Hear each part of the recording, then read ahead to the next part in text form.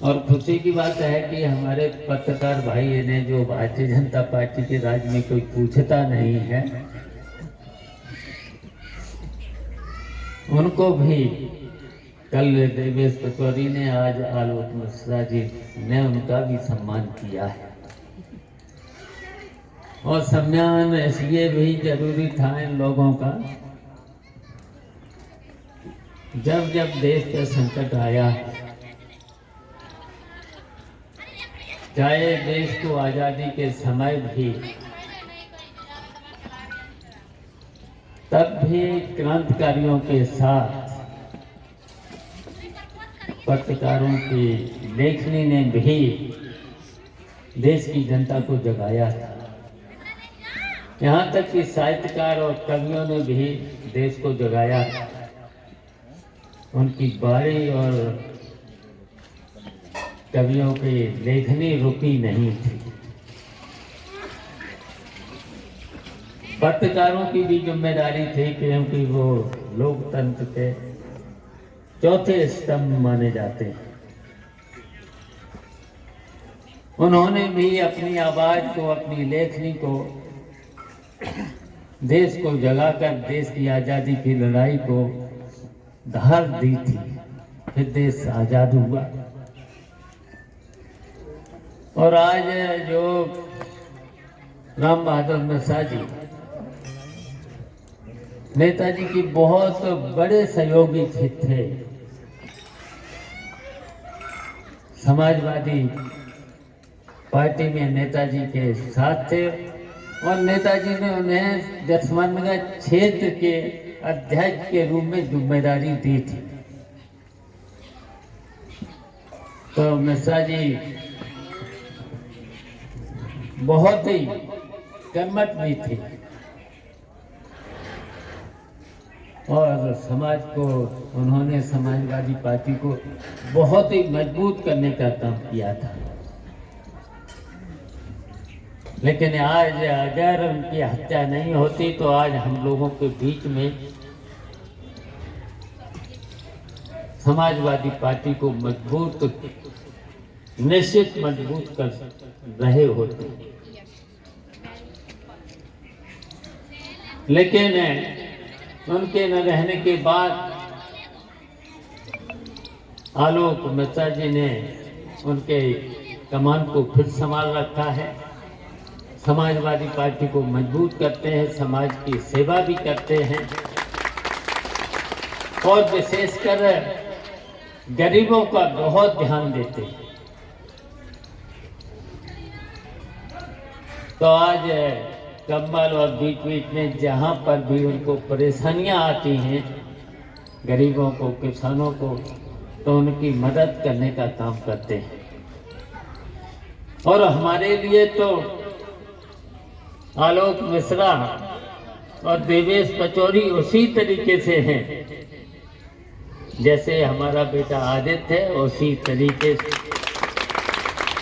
हमारे आदित्य के तरह ही हमारे बेटे आलोक मिश्रा भी हैं, देवेश पचौरी भी हैं। ये भी समाज की सेवा में लगे हैं और समाजवादी पार्टी को मजबूत कर रहे हैं। और हमेशा गरीबों के लिए हम लोग लड़े हैं और लड़ते भी रहे। और जब तक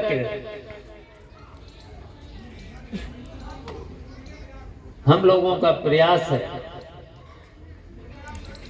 कि जब तक देश में गरीब न रहे, कोई नंगा न रहे, कोई भूखा न रहे, तब तक हम लोगों की लड़ाई जारी रहे। तो इसलिए आप लोगों को समाजवादी पार्टी को मजबूत करना होगा। भारतीय जनता पार्टी को तो देख ही लिया है, 10 साल के अंदर कहीं पर भी कहीं कोई गरीब के लिए, किसान के लिए कोई भी अभी तक योजनाएं नहीं बनी। और जो समाजवादी पार्टी के समय में योजनाएं बनी थी वो भी बंद कर रखी है। और उन्होंने देखिए बेईमानी, बेरोजगारी, भ्रष्टाचार चरम सीमा पर है। थानों की हालत क्या है, तहसीलों की हालत क्या है। बिना रिश्वत के आज कोई काम नहीं हो पाया। यहाँ तक कि हम लोगों ने राजस्व संहिता इसलिए लागू करी थी, उसमें 36 एक्ट इसलिए चेंज करे थे कि किसानों को कहीं पर भी अधिकारियों के चक्कर न लगाना पड़े, उन्हें सीधा सीधा न्याय उनके घर पर मिले। मैंने घरौनी भी इसलिए लागू करी थी, जितने भी ग्राम समाज की जमीन पर अगर किसी का मकान बना है 40-40 साल, 50-50 साल पुराना, अगर कोई मकान बना है तो वो लिखा पढ़ी में उसी का हो जाना चाहिए।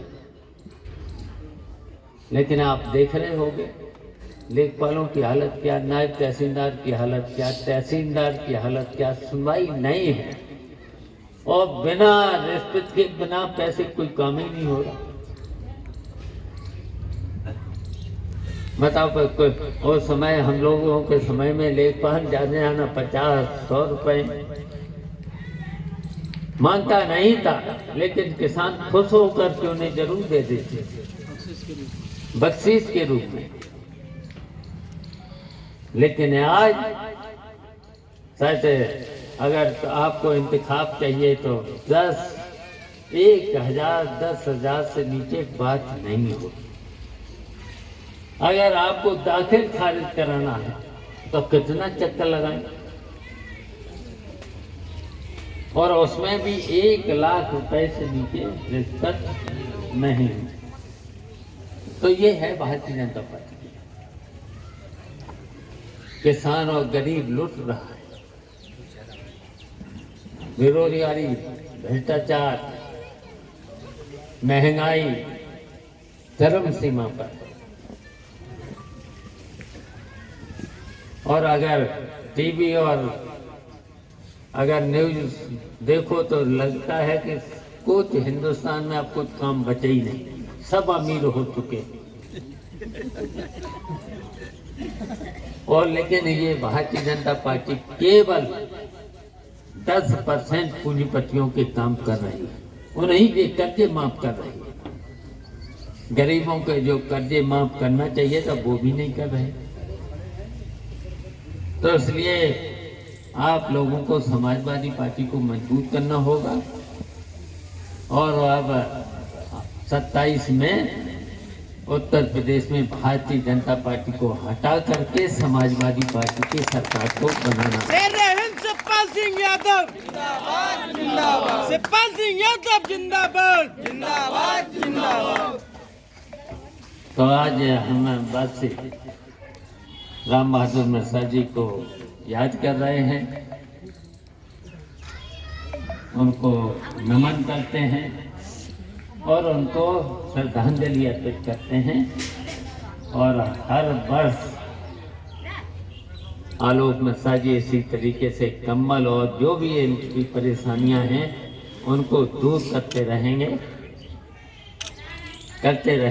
इनको हम इस धन्यवाद देते हैं। हम आशीर्वाद, हमारा हमेशा आशीर्वाद आलोक और देवेश के साथ हमेशा, और इन साथियों के साथ जो इस तरीके का काम करेगा उन पर हमेशा हमारा आशीर्वाद रहेगा। धन्यवाद।